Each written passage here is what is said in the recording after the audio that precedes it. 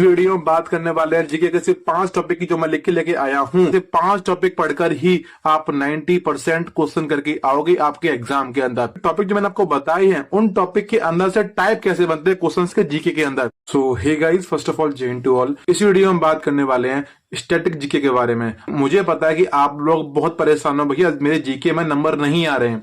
जो मैं आपको बताने वाला हूँ आप वो चीज फॉलो कर लेते हो तो भले आपके मॉक टेस्ट में नंबर नहीं आएंगे, बट आप जब रियल एग्जाम देने जाओगे आपको शॉर्ट आपके नंबर वहां देखने को मिलेंगे। आप पीछे रियलाइज भी करोगे, हाँ जीएस में मेरे नंबर मॉक टेस्ट में नहीं आते थे बट मेरे नंबर रियल एग्जाम में आ रहे हैं। एग्जाम में आना ही वही जरूरी होता है। मॉक टेस्ट में कितना भी अच्छा लेके आओ, कितना भी खराब कर रहे हो, वो मैटर नहीं करता। अगर आप एग्जाम में अच्छा परफॉर्म करके आओगे तो वही आपका देखा जाता है। ठीक है, मैं वही बात करने वाला हूं कि किस तरीके से आप स्टैटिक जीके के सिर्फ 5 टॉपिक पढ़कर ही आप 90% क्वेश्चन करके आओगे आपके एग्जाम के अंदर। बताऊंगा जीके के सिर्फ 5 टॉपिक, अगर आप वही कर ले तो आप एग्जाम में 90% क्वेश्चन करके आ जाओगे। तो देखो भाई, मैंने किस तरीके से टॉपिक फाइंड आउट करे हैं।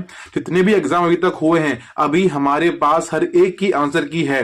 मैं बता रहा हूं, मैंने खुद ने एग्जाम दिया है तो मेरे पास भी हर एक एग्जाम की आंसर की आ चुकी है। हर एक शिफ्ट को मैंने बहुत ही बारीकी से मैंने एनालाइज किया है। मैंने देखा है कि हाँ भाई जीके में आखिर ऐसा क्या पूछ रहा है जिससे जो मैं कर पा रहा हूं लेकिन और लोगों को दिक्कत हो रही है। ठीक है, तो वही बात कर लेते। मैंने निकाले हैं सिर्फ 5 टॉपिक। मैंने नहीं बोला कि आपको जाके पूरा जीके जीएस पढ़ना है, पूरा पढ़ लोगे तो भाई नंबर आ ही जाएंगे। आपसे कोई बोलेगा ना ये पढ़ लो ये पढ़ लो ये पढ़ लो, मुझे पता है, लेकिन मैं आपको बता रहा हूं सिर्फ 5 टॉपिक वो कर लो। इस वीडियो में बात करने वाले हैं जीके के सिर्फ 5 टॉपिक की जो मैं लिख के लेके आया हूं। अगर आप यही टॉपिक कर लेते हो तो आप एग्जाम के अंदर जीके के 90% क्वेश्चन करके आ जाओगे, आपको मैं ये गारंटी ले रहा हूं। ठीक है, तो टॉपिक कौन से हैं हम वो बात कर लेते हैं। चाहे आपका एग्जाम जीडी का हो, चाहे आपका एग्जाम कोई और आगे आने वाला हो एसएससी का, आपका एसएससी का हर एक एग्जाम इन टॉपिक से कवर होने वाला है। पहला आपका टॉपिक है स्पोर्ट्स। अब आप बोलोगे भाई ये तो करंट का टॉपिक है। भाई नहीं, एडुकेटी ने स्पोर्ट्स को ही पूछा है करंट में, स्पोर्ट्स को ही पूछा है स्ट्रेटेजी के अंदर। आपने सुना भी होगा कि भाई स्पोर्ट्स बहुत ज्यादा आ रही है,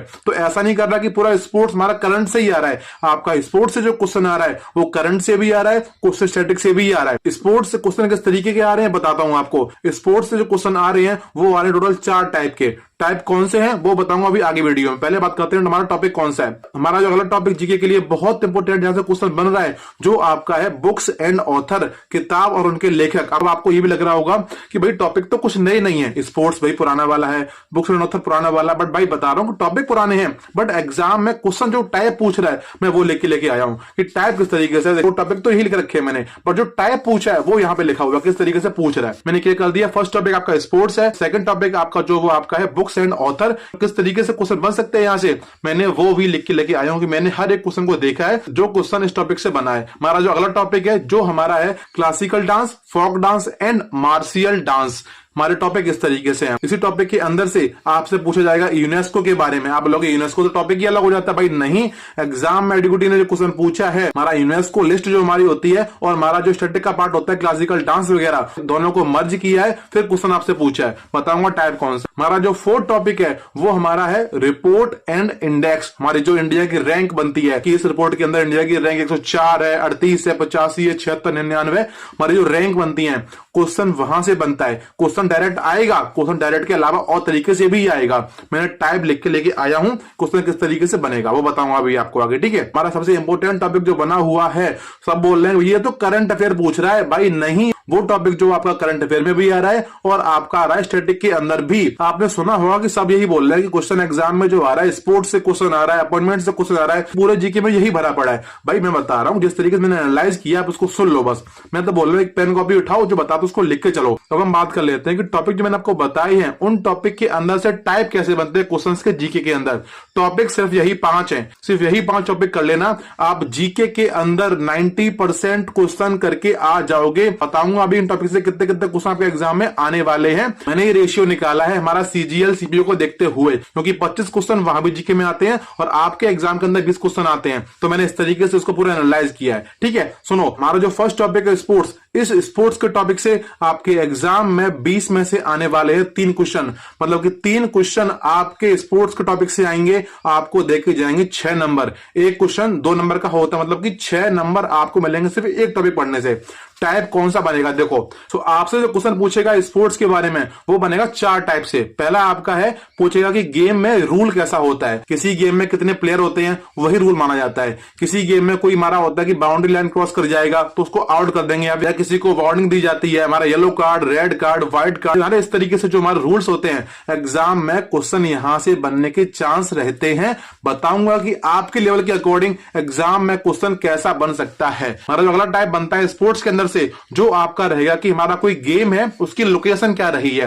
क्वेश्चन एग्जाम में ऐसा पूछा है एडुकेटी ने कि कोई गेम था 2025 में हुआ है, बताओ ये वाला गेम हमारे कौन से देश में हुआ है या हमारे इंडिया के कौन से राज्य में हुआ है। क्वेश्चन यहां से बन सकता है। हमारा जो अगला टाइप बनेगा स्पोर्ट्स से, जो हमारा होता है पूछ लेगा कि ये बताओ ये वाला नाम है, कोई एथलीट होगा या कोई स्पोर्ट्स पर्सन होगा, बताओ कि ये वाला जो स्पोर्ट्स पर्सन है कौन से गेम से रिलेटेड है।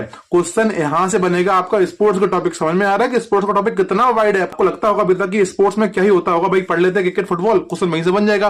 भाई नहीं, हमारा स्पोर्ट्स टॉपिक भी बहुत वाइड होता है। आप पढ़ने जाओगे तो समझ में आपको आएगा, लेकिन पूरा नहीं पढ़ना है। जो बता रहा हूं सबको वही पॉइंट पढ़ने हैं। हमारा जो अगला टाइप बनता है जो हमारा है विक्ट्री, कि ये वाला गेम है यहां पर हुआ था, बताओ इनमें से कौन सी टीम जीती ये वाला गेम। तो हमारे 4 टाइप हमारे बनते हैं स्पोर्ट्स के टॉपिक से, जो मैंने क्लियर कर दिया। इसी में आप थोड़ा और क्लियर करता हूं तो देखो गेम्स का रूल्स हमारे बताया मैंने, वहां से क्वेश्चन बनेगा वो हमारा आएगा स्टैटिक के अंदर से। क्वेश्चन अगर बनेगा गेम्स की लोकेशन की, गेम कहां पर हुआ है, वो बनेगा आपका करंट अफेयर से। कौन सी लास्ट के 9 महीने में जो गेम्स हुए हैं अलग अलग देशों में या हमारे देश के अलग अलग राज्यों में, आपको पढ़ने हैं लास्ट के 9 महीने के कि वाला गेम कहां पर हुआ है।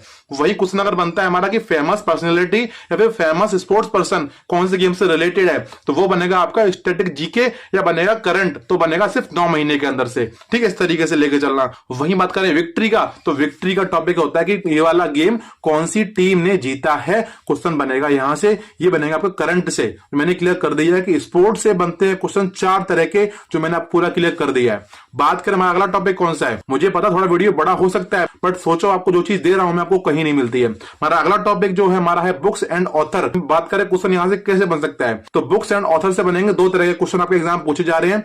95% चांस रहेंगे कि क्वेश्चन पूछेगा कि बताओ ये वाला बुक है इसका लेखक कौन है।